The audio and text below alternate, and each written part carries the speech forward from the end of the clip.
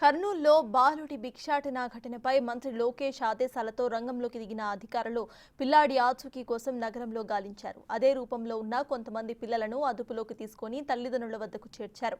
Counselling ఇచ్చి పిల్లలను చదివించాలని సూచించారు అధికారులు. పేదలకు ప్రభుత్వం ఉపాధి కల్పిస్తుందని, భిక్షాటన మానుకోవాలని చెప్పారు. మరింత సమాచారాన్ని మా ప్రతినిధి శ్రీరామ్ అందిస్తారు. భిక్షాటన చేస్తూ ఓ బాలుడు మాడుతున్నటువంటి ఎండలో ఆ యొక్క వీడియో ఏదైతే ఉందో వైరల్గా మారింది.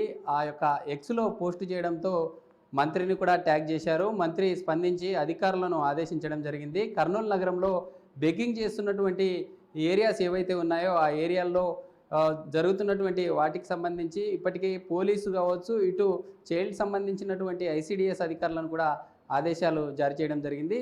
వారు అదుపులోకి తీసుకొని ఈ యొక్క చైల్డ్ సంబంధించినటువంటి కమిటీ ముందు ఈరోజు ఆ బాలను కూడా ఇక్కడ చైల్డ్ వెల్ఫేర్ సంబంధించినటువంటి చైర్పర్సన్ మేడం ఉన్నారు. మేడం చెప్పండి, ప్రధానంగా ఈరోజు కర్నూలు నగరంలో ఇలా బెగ్గింగ్ చేస్తూ ఈ యొక్క పిల్లల్ని తీసుకురావడం జరిగింది. అంటే యాక్ట్ ఏం చెప్తా ఉంది? అంటే యాక్చువల్గా మీరు చెప్పినట్లుగా ఇప్పుడు ఎక్కడి నుంచి అయితే పై అధికారుల నుండి వచ్చిన ఆదేశాల మేరకు పోలీస్ సిబ్బంది plus district child protection office సిబ్బంది వాళ్ళంతా కూడా ఫీల్డ్లోకి వెళ్ళి ఎక్కడెక్కడైతే కామన్ ఏరియాస్ ఉన్నాయో లైక్ రాజ్విహార్ ఏరియా, పిల్లలు ఎక్కువగా భిక్షాటన చేస్తున్న కొన్ని ఏరియాస్ని మనము ఐడెంటిఫై ఆల్రెడీ ఉన్నాయి. అక్కడ పోయినప్పుడు అండ్ మెయిన్గా ఇక్కడ నీల్ షికారి కమ్యూనిటీ ఒకటి చాలా ఇదిగా ఉంది. ఆ పిల్లలేమో స్కూల్లో చదువుతున్నారు, కానీ మళ్ళీ స్కూల్ నుండి వచ్చేసి అప్పుడప్పుడు ఇక్కడ భిక్షాటన చేసుకుంటూ ఉంటారు.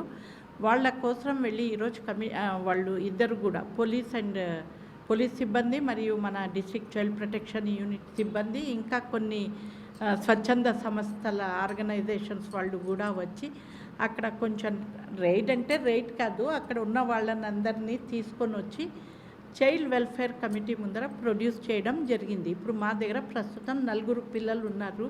4 కూడా చిన్నపిల్లలే. ఒక పాప అయితే మరీ చిన్నగా ఉంది. ఇంకా 3 స్కూల్లో చదువుతున్న వయసు పిల్లలు ఉన్నారు. స్కూల్లో వాళ్ళ ఎన్రోల్మెంట్ కూడా ఉన్నట్లు గమనించడం జరిగింది. అయినప్పటికీ వాళ్ళు ఇప్పుడు మనకు అక్కడ భిక్షాటన చేస్తూ దొరకడం మూలంగా వాళ్ళని అందరినీ మేము విచారించి ప్రస్తుతం వాళ్ళకి మనము ఏదన్నా ఒక చైల్డ్ కేర్ సిడబ్ల్యూసి కమిటీ ఎలాంటి నిర్ణయం తీసుకుంది? ఫర్దర్గా పిల్లల్ని ఎలా ప్రొటెక్ట్ చేస్తారు?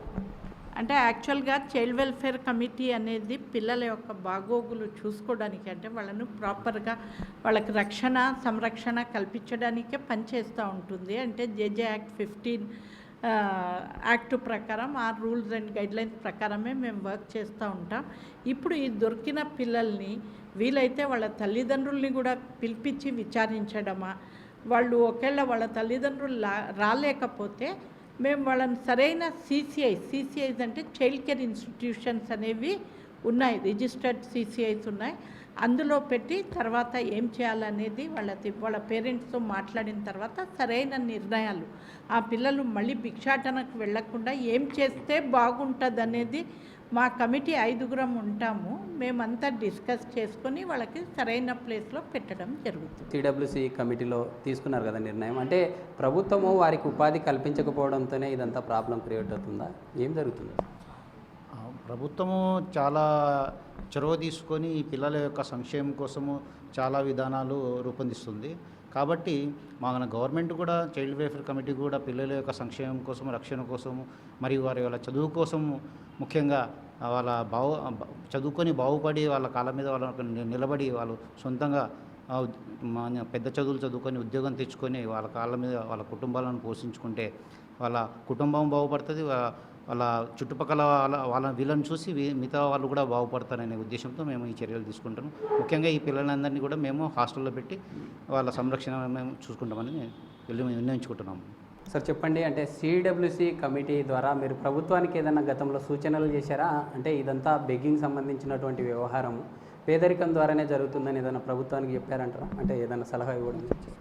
మేము చాలాసార్లు గవర్నమెంట్ దృష్టికి, అధికారుల దృష్టికి కూడా తీసుకెళ్ళాము. ఇక్కడ మాఫియా లేదు, కానీ అవేర్నెస్ చాలామందిలో లేదు. వాళ్ళు పేదరికము అంటే పల్లెలలో కొద్దిగా అవేర్నెస్ వస్తుంది, బాగా చదివిస్తున్నారు ఇప్పుడు. అయితే ఇక్కడ టౌన్లో అర్బన్ ఏరియాలో ఈ బంగారుపేట ఎస్పెషల్లీ ఇక్కడ వీళ్ళకి నీలిసి కరికులం అనేది స్పెసిఫిక్గా ఉంది. వాళ్ళకి they have no aware about their children's future. So ఎన్నిసార్లు చెప్పినా కూడా మేము డ్రైవ్ చేస్తున్నాము, ప్రతిసారి కూడా డ్రైవ్ చేసినప్పుడు ఆ పిల్లలు పట్టుబడుతున్నారు, రిస్క్ అవుతున్నారు. రిస్క్ అయితేనే మా దగ్గరికి తీసుకొస్తున్నారు చైల్డ్ వెల్ఫేర్ కమిటీ ముందుకి. మళ్ళీ మేము ఆ పిల్లల్ని ఎక్కడో హోమ్లో పెట్టడము, ప్లస్ ఆ పిల్లలు మళ్ళీ అక్కడి నుంచి మళ్ళీ రిటర్న్ వచ్చి మళ్ళీ పట్టుబడుతున్నారు. It is not a first time case such cases. So మేము ఇటువంటి కేసులని అవేర్నెస్ తీసుకోవడానికి కోసం మేము యాజ్ ఏ కమిటీగా అధికారులను కూడా తీసుకెళ్ళి చాలా చోట్ల క్యాంపులు కూడా పెట్టాము. అంటే టెంపుల్స్ల దగ్గర, ఎక్కడ ఈ మేజర్ సర్కిల్స్ దగ్గర, స్కూళ్ళ దగ్గర పెట్టి ఈ పిల్లల్ని, ఇటువంటి పిల్లల్ని చదివించాలి. గవర్నమెంట్ ఏమేమి బెనిఫిట్స్ వాళ్ళకి ఉన్నాయి, వెల్ఫేర్ స్కీమ్స్ కావచ్చు, ఏమైనా కావచ్చు. అంటే వాళ్ళ తల్లిదండ్రులు చదివించలేకపోయినా కూడా గవర్నమెంటే చదివిస్తుంది కాబట్టి మీరు ఆ పిల్లల్ని అక్కడ వదిలితే వాళ్ళే అన్నీ చేస్తారనే అవేర్నెస్ కూడా తీసుకొస్తున్నాము. ఇప్పుడు కొద్దిగా పర్వాలేదు. అంటే కొంతమంది ఎంత అవేర్నెస్ తీసుకొచ్చినా కూడా కొంతమంది ఇంకా కొద్దిగా ఉన్నారు కాబట్టి అటువంటి వాళ్ళలో కూడా అవేర్నెస్ తీసుకురావాల్సిన అవసరం ఉంది. ఇక్కడైతే ఎక్కడేం నెగ్లెక్ట్ ఉండదు, కానీ అవేర్నెస్ తీసుకురావాల్సిన అత్యవసరం ఉందన్నమాట. కర్నూలు నగరంలో ఎక్కడైతే ఈ ప్రధాన కూడళ్ళు ఉన్నాయో ఆ కూడళ్లలో ప్రత్యేకంగా డ్రైవ్ నిర్వహించారు. డ్రైవ్ నిర్వహించిన తర్వాత చైల్డ్ వెల్ఫేర్ సంబంధించినటువంటి కమిటీకు ఈరోజు 4 పిల్లలు ఎవరైతే ఉన్నారో వారిని ఇక్కడికి తీసుకురావడం జరిగింది. కమిటీ సభ్యుల తరపున తమ పేరెంట్స్కి కూడా మోటివేషన్ చేశారు. అయితే పిల్లలు చదువుకుంటే తమ యొక్క ఫ్యూచర్ ఉంటుంది అనేటటువంటి కోణంలో కూడా ఇక్కడ చెప్పినటువంటి పరిస్థితి అయితే కనిపిస్తూ ఉంది. అయితే అనేక సార్లు ఈ దేవాలయాలు కావచ్చు లేదా ప్రధాన కూడళ్లలో అనేక రకాలుగా డ్రైవ్లు కూడా నిర్వహించామని సిడబ్ల్యూసి కమిటీ మెంబర్ చెప్తున్నట్టు